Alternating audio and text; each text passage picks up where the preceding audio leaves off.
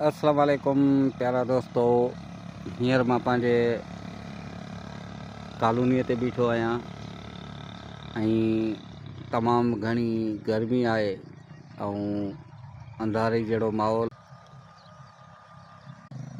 असांजे दादू ज़िले में त तमामु घणी गर्मी आहे, मतिलबु सिंध जे ॿियनि समूरनि ज़िलनि खां तमामु घणी गर्मी असांजे दादू ज़िले में आहे। ऐं हीअ कॉलोनी मुंहिंजी ज़िले दादू ऐं फुलजी स्टेशन मेन रोड ते वाक़िअ आहे। ऐं हींअर मां उन पंहिंजी कॉलोनीअ ते बीठो आहियां ऐं कॉलोनीअ जा अव्हांखे मां हींअर मंज़र बि ॾेखारींदुसि।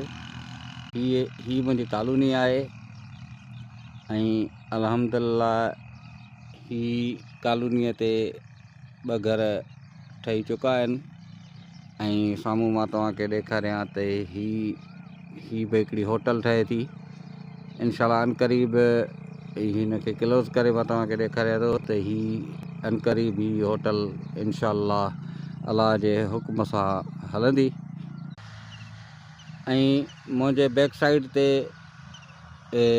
दरगाह आहे, दरगाह से सदर सरकार। ऐं ॿी दरगाह आहे साईं हाजी अमन शाह। साईं हाजी अमन शाह असांजे ॻोठ जो पहुतल बुज़ुर्ग ऐं सैयद हुयो ऐं असां बिल्कुलु उनखे ॾिठो हुयो ऐं साईं पहुतल हुयो ऐं साईं बिल्कुलु करामत ऐं अलाह जे ख़ज़ाने सां मालामाल हुयो।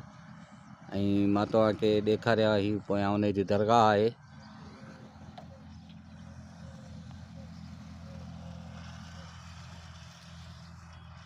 ऐं ही दरगाह आहे साईं हाजी अमन शाह जी ऐं हिन जे बिल्कुलु पोयां दरगाह आहे सैयद सदर सरकार जी।